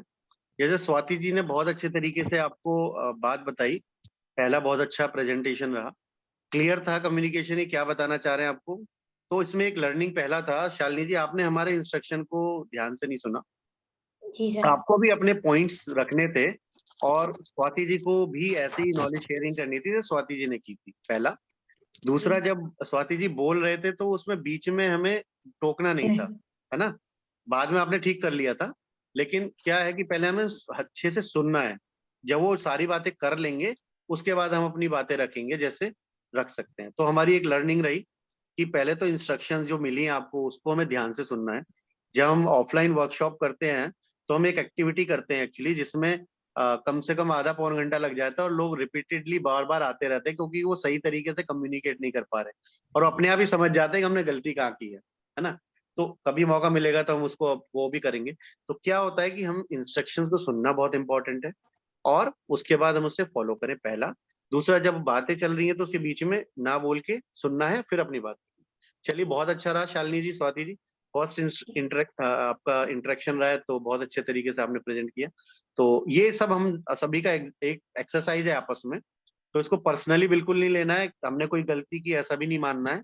और हम गलतियां करेंगे तभी सीखेंगे, ये भी बहुत बड़ा सिद्धांत है, जीवन में याद रखना है। जब भी ग्रो करना है तो गलती करेंगे तो सीखेंगे।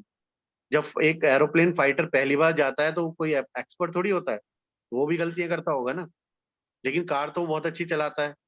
तो ऐसा ही है, जब हम अगले लेवल पे जाते हैं तो हम पिछली गलतियां दोहराते हुए आगे बढ़े, ये नहीं करना है बस हमें। जो सीख लिया अगली बार वो गलती नहीं करनी। चलिए आगे बढ़ते हैं जी। शिवाली पाठक जी और अभिनंदन जी, अभिनंदन जैन मॉडर्न और शिवाली जी, स्वागत है आप दोनों का।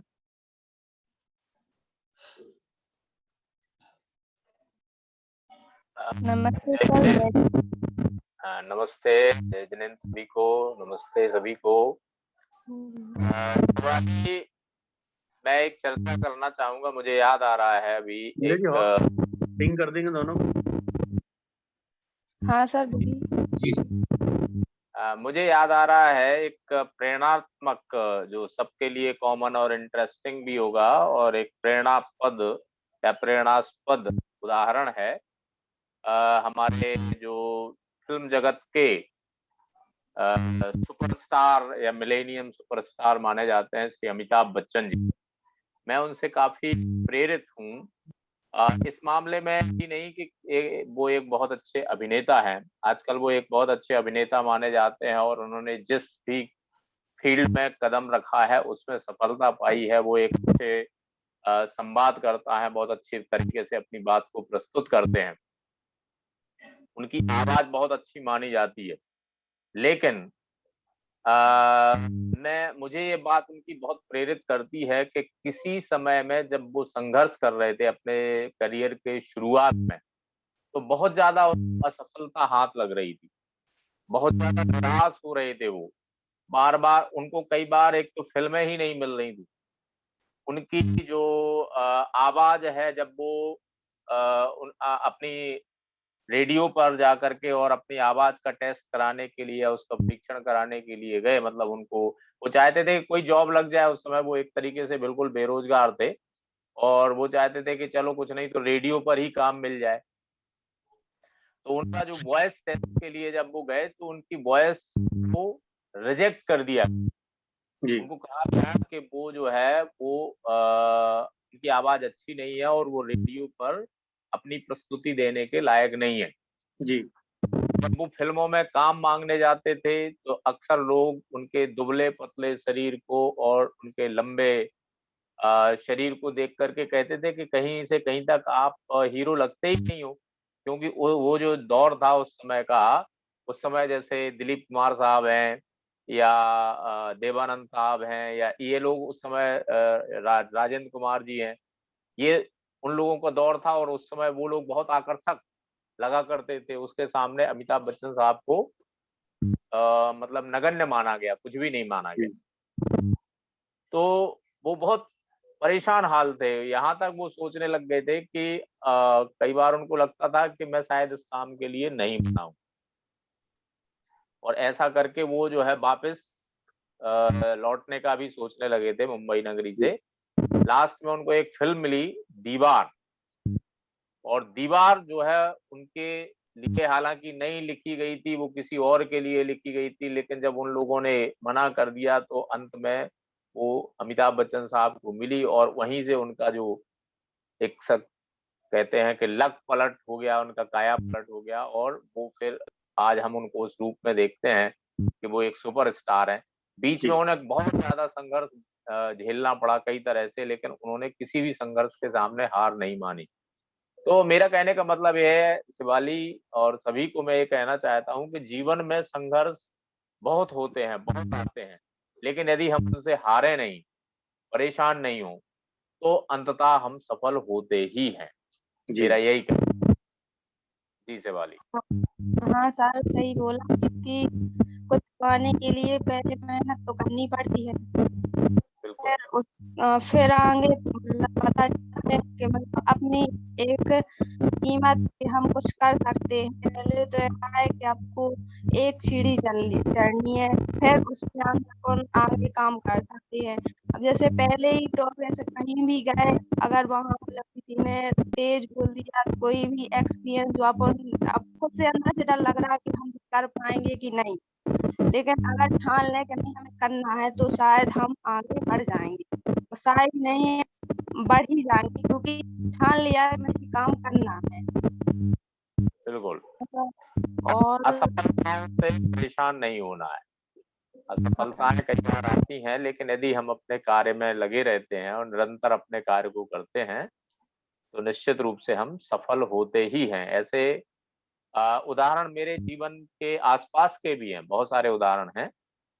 जी हाँ सर, लगे रहो किसी भी काम को हमें तो सक्सेस समय जरूर हमें मिलेगी। समय का भी ध्यान रखना है। हाँ जी और सर। हमने Discussion. छोड़ दिया तो हम कभी भी सफल नहीं हो सकते हैं सर। डेफिनेटली, बिल्कुल। चलिए, बहुत बहुत बढ़िया। जी। जी शिवाली जी। जी अभिनंदन जी, बढ़िया। तो बस ये इसमें एक छोटा सा जो चर्चा रही आपकी, ये थोड़ा सा वन वे कम्युनिकेशन हो गया। अभिनंदन जी आपके लिए है, आप सिर्फ एक्चुअली आप पूरे पूरे ग्रुप के लिए एक्चुअली हो गए कॉमन। आप जो बात कर रहे थे बहुत अच्छी बात थी, वो पूरे ग्रुप के लिए हो गई। लेकिन अभी क्या था, 2 लोगों की चर्चा थी, तो एक इन्वॉल्वमेंट होना इम्पोर्टेंट था शिवाली जी का। बस ये आपके लिए थोड़ा सा फीडबैक है, बट बहुत अच्छा आपने बोला। अगर पूरा ग्रुप के लिए एक बात की जाए तो बहुत अच्छे तरीके से आपने प्रेजेंट किया, सुंदर प्रेजेंटेशन था और अच्छे तरीके से समझ में भी आया सभी को। शिवाली जी ने भी अपनी बात बहुत अच्छे तरीके से रखी है। लेकिन शिवाली जी, अभी जब हम बात शुरू करते हैं ना, तो थोड़ा सा ध्यान ये रखना होता है कि जो अभी छोड़ा अभिनंदन जी ने, है ना, तो उस तरीके से आपको कनेक्ट करके आगे बढ़ाना है ना, उस पर हमें थोड़ा सा ध्यान रखना है। जैसे उन्होंने बात की थी अमिताभ बच्चन के बारे में और संघर्ष के बारे में, तो आप इस तरीके से भी शुरू कर सकते थे। हाँ, हमने भी उनका संघर्ष देखा और हमें भी उनसे बहुत प्रेरणा मिलती है, और फिर अपनी बात करते तो एक रिलेशन बनता चर्चा का, है ना। तो ठीक है, बहुत अच्छे तरीके से आप दोनों ने प्रेजेंटेशन किया, बहुत बहुत बधाई आपको जी। आशा है आप बाकी सभी लोगों को समझ में आया दोनों की बातों का। तो हमारे सामने पूजा जैन जी हैं मॉडरेट से, और मनोज गुरु जी हैं संस्कार इंटरनेशनल। हम स्वागत करेंगे दोनों का जी। बाकी सभी लोग म्यूट कर लीजिए, थोड़ा डिस्टर्बेंस आ रहा जय हिंद सभी को। है। जय जी। जय जी पूजा जी। जी जी मनोज जी। जी सर, हमारी आवाज पहुंच रही सर? हाँ जी, हाँ जी। जी। जैसे मैं बोलना चाहूंगी अच्छा ठीक मनोज है। सर जी को। जी। मैं स्टूडेंटों के बारे में ही बोलना चाहती हूँ कि जैसे अपने सामने जो स्टूडेंट होते हैं, क्लास में बहुत सारे बच्चे होते हैं, तो अपन किसी को भी कोई वर्क देते हैं तो उनको ऐसा लगता है कि हमसे इतना सारा नहीं हो पाएगा। लेकिन अपन को ये ध्यान देना है कि किस बच्चे से कितना हो पा रहा है, उनको उनके उससे समझाना है कि आपके लिए ऐसा नहीं कि आपको पूरा ही कंप्लीट करना है। आपको जितना उस सब्जेक्ट के बारे में आपको बन रहा है, आप सीख पा रहे हो, उतना सीखो। किसी भी सब्जेक्ट का आपको ऐसा नहीं बहुत सारा पाने के चक्कर में ऐसा नहीं कि आप थोड़ी सा भी हासिल मत कर पाओ।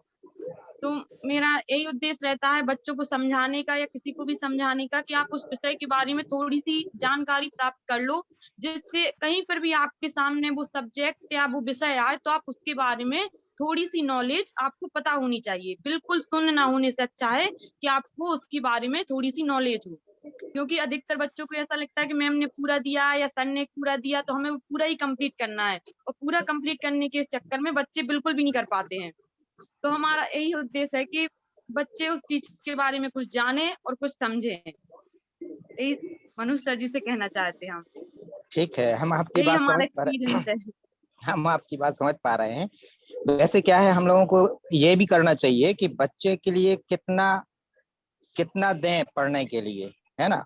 तो टीचर अगर जो है उसको अच्छे से एक्सप्लेन करे तो बच्चे को आराम से समझ में आ जाएगा, है ना। और बच्चे की कितनी कैपेसिटी है कार्य करने की, अगर हम उसको उतना मेरे वर्क कहने का दें। वही पॉइंट था, मेरे हाँ, कहने का वही पॉइंट है। कोई बच्चा थोड़ी सा वीक होता है, कोई ज्यादा इंटेलिजेंट, तो उसको ऐसा लगता है कि इनसे तो सब कुछ बन गया पर हमसे कुछ नहीं बन रहा है। तो अपन को इसको ये रियलाइज दिलाना है कि आपसे अगर थोड़ी सा भी बन रहा है तो वो भी बहुत ज्यादा है, क्योंकि आपने उस सब्जेक्ट के बारे में पढ़ा है, समझा है। अगर आपको 2 लाइनें भी याद हो रही हैं तो वो आपको समझना कि आपको पूरा लेसन ही याद हो गया है आपने, क्योंकि कोशिश की है।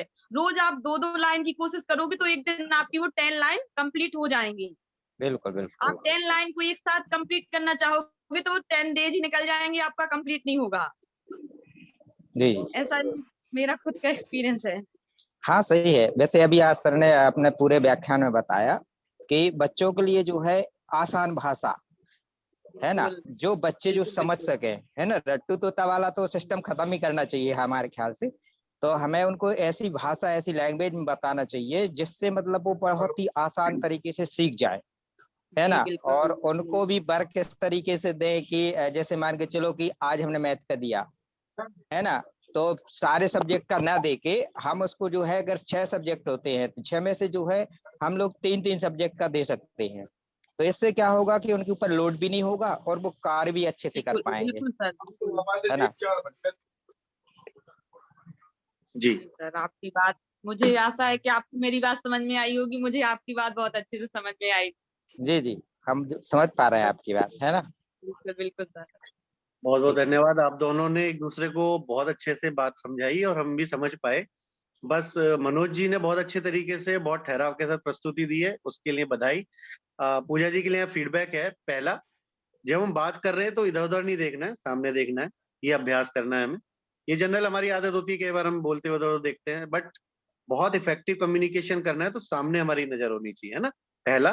दूसरा, जब मनोज जी प्रेजेंट कर रहे थे, बातें कर रहे थे, तो बीच में नहीं बोलना था, है ना, क्योंकि हम अपनी बात रख चुके थे। तो जब वो बात पूरी कर लेते तो परमिशन लेके आप बोल सकते थे कि मेरे को भी इसमें कुछ ऐड करना है, अगर परमिट करते हैं। तो ये थोड़ा पोलाइट वे और अच्छा लगता है कि जैसे मैं आपसे बोलता, पूजा जी आपने बहुत अच्छा कहा लेकिन मैं कुछ ऐड करना चाहूंगा, तो आपको भी अच्छा लगता कि चलो मेरी बात को ऐड, कुछ बढ़ावा दे रहे हैं और कुछ कहना चाह रहे हैं।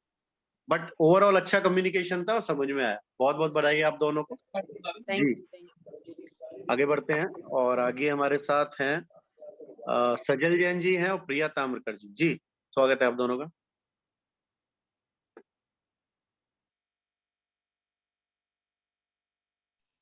जी सर, सजल जी अपने ही स्टाफ हैं।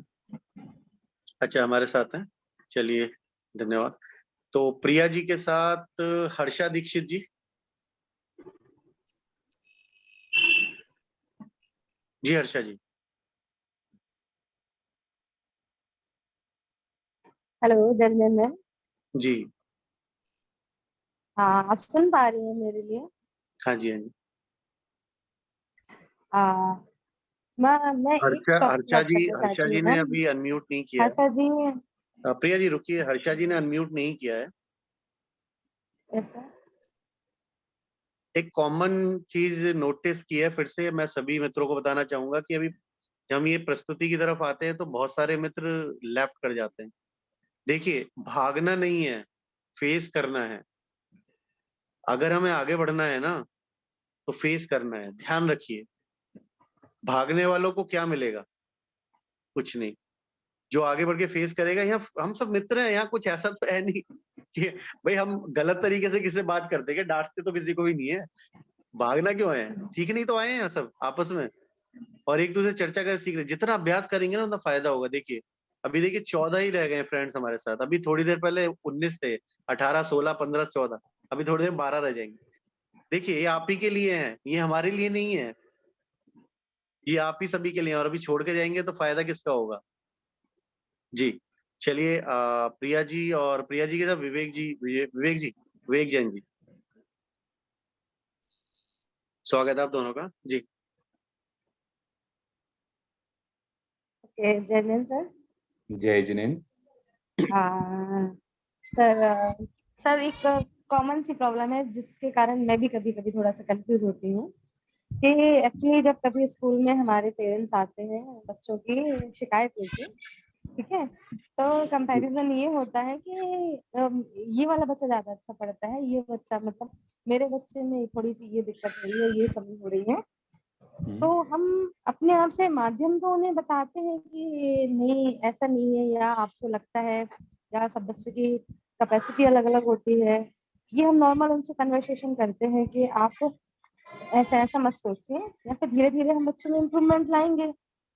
तो सर थोड़ा सा मैं इसमें कंफ्यूज हो जाती हूँ हमेशा ही कि मैं उनको और किस किस तरीके से या किस किस माध्यम से मैं उनको और एक्सप्लेन कर पाऊँ कि नहीं ऐसा ऐसा नहीं है सर, ऐसा है। तो आप कुछ इस बारे में आप मुझे कुछ समझाइए, आप मुझे कुछ बताइए कि जी, वैसे आपने बहुत अच्छी बात और कही। किस माध्यम से और कर सकते हैं तो कर दीजिए।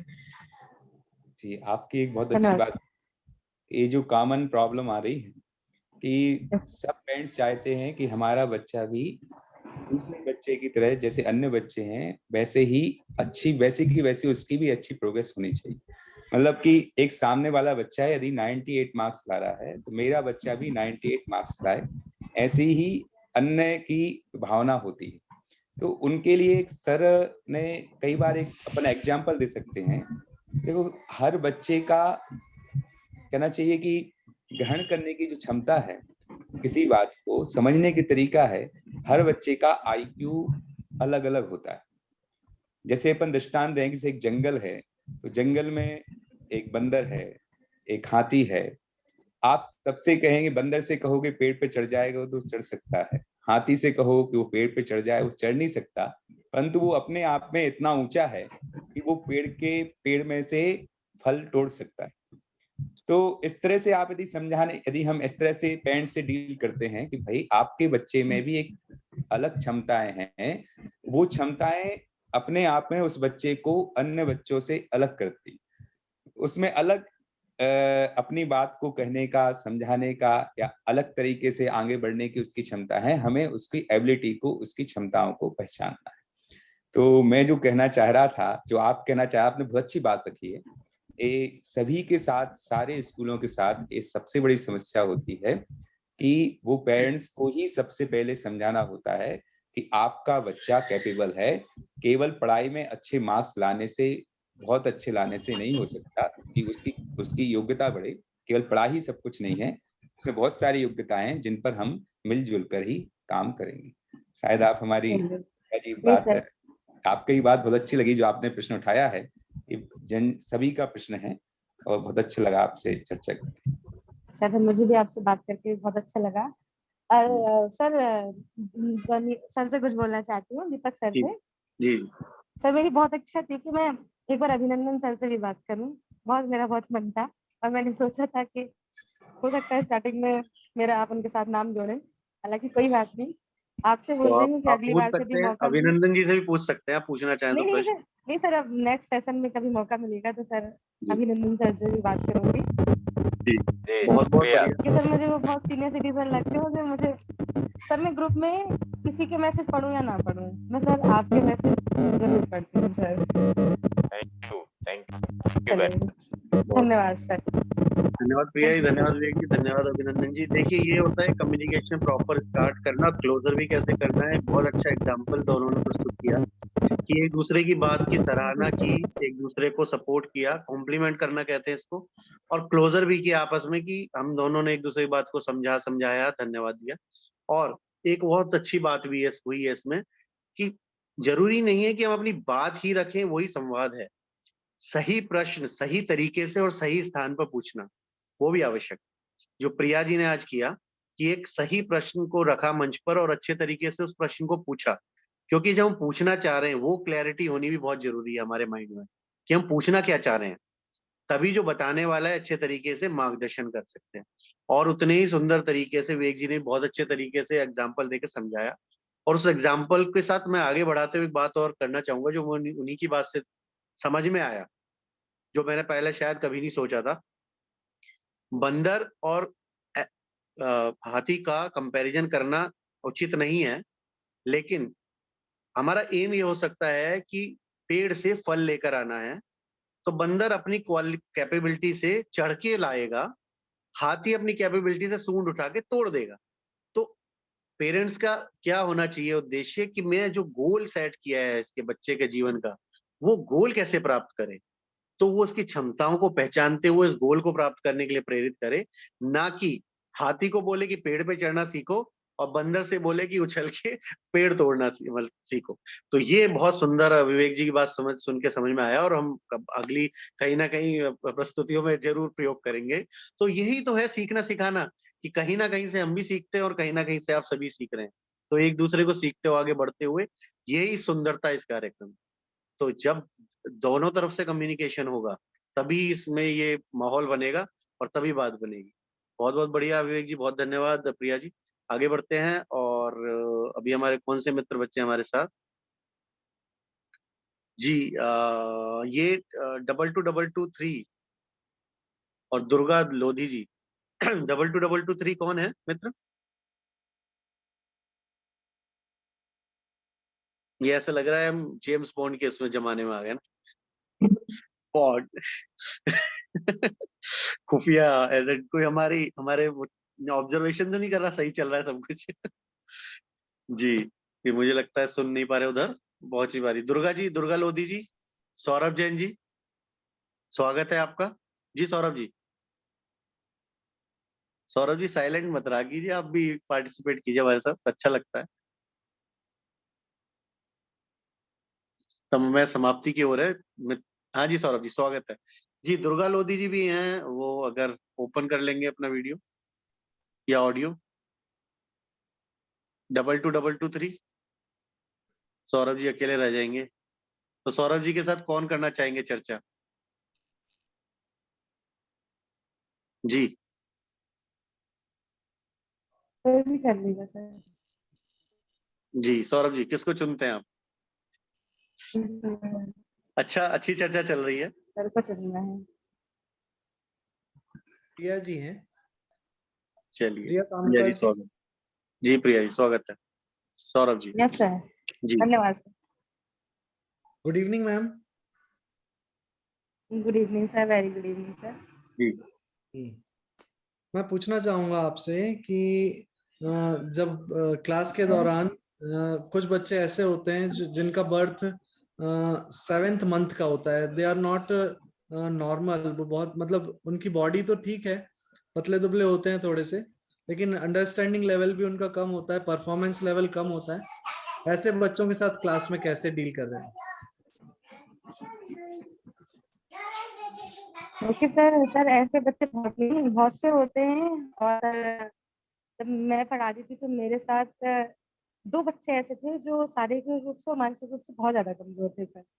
तो सर ये होता है, उनको थोड़ी सी अपनी अटेंशन की बहुत ज्यादा जरूरत होती है कि मैम हमें देखें, या जो पेरेंट्स भी हमारे पास आते हैं तो स्पेसिफिक बोल के जाते हैं कि मैम आप इनका ध्यान रखिए, ठीक है। तो सर ये है स्टार्टिंग में कि हम यदि उनको यदि रेगुलरली यदि 1 महीने तक यदि हम उन्हें डील करते हैं, ठीक है, स्टार्टिंग में तो हम उन्हें पूरे तरीके से नहीं पहचान पाएंगे, बट यदि हम उन्हें कुछ समय तक देख लेते हैं कि उनकी हैबिट्स क्या हैं, वो किस तरीके से कैपेबल है खेलने में, दौड़ने में, खाने में, पीने में, तो हमें अपने आप को उनके साथ,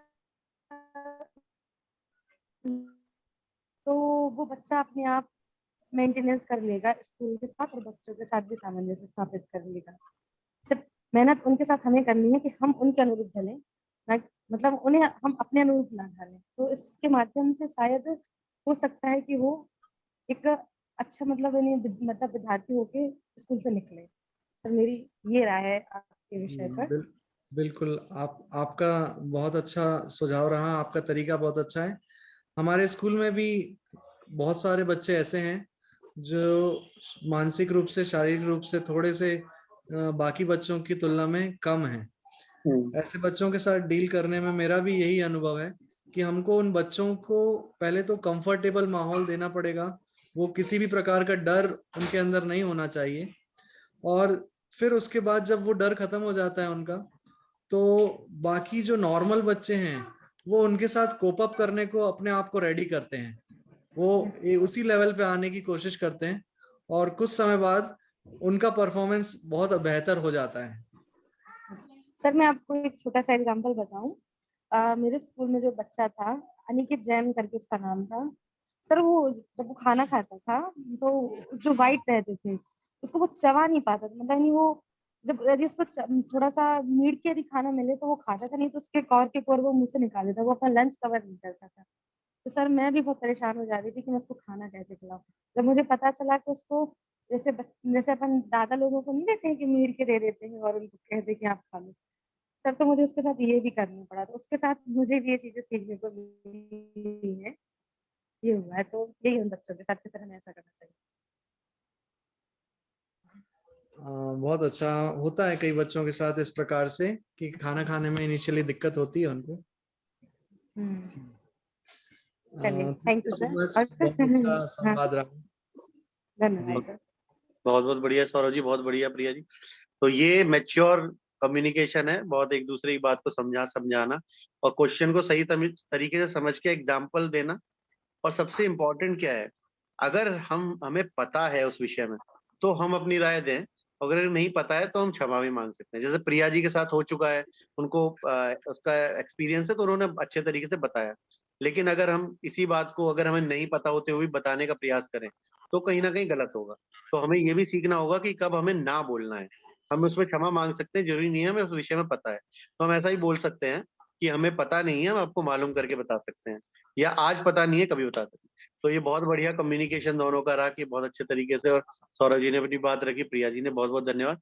आप मित्रों, आप ये देख पा रहे हैं, ये कम्युनिकेशन जो संवाद आज हुआ, इससे कितनी नॉलेज शेयरिंग हुई है आपस में, इंटर जी सर। स्कूल, अलग अलग स्कूल की बातें हैं, और सब अपने अपने विषयों में या चैलेंजेस कैसे फेस कर रहे हैं, कैसे ओवरकम कर रहे हैं, वो हम इस चर्चा से कितने आसानी से समझ पाए, और बिल्कुल हेल्दी एनवायरनमेंट में। तो ये ही ब्यूटी है, यही सुंदरता है कम्युनिकेशन संवाद की। अगर ओपन हार्ट ये ऐसे संवाद किए जाए, कम्युनिकेशन किए जाए, तो बहुत अच्छा फायदा मिलता है सभी लोगों को।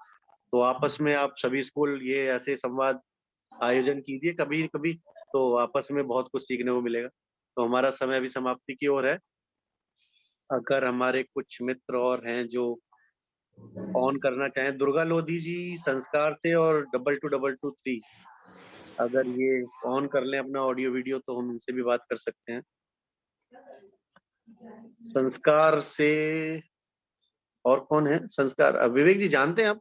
दुर्गा जी से बोल सकते हैं वो। और ये 2233 नीरज जी कुछ पता है कौन है? हाँ जी, दुर्गा, यदि आप ऑनलाइन हैं तो कोशिश करें अपनी बात कहने की, और लेफ्ट हो गई वो तो। दुर्गा जी ने बहुत अच्छा डिसीजन लिया, उसके लिए बधाई। कंसिस्टेंट परफॉर्मर होता है ऐसे लोग, कुछ नहीं करेंगे कुछ भी कर लो। चलो, उनके भी इस बात में क्वालिटी है। चलिए अब आगे बढ़ते हैं, और हमारा सत्र समाप्ति को समय भी पूर्ण हो गया है। तो नीरज जी मेरी भावना के लिए उपस्थित कर लीजिए मित्रों को।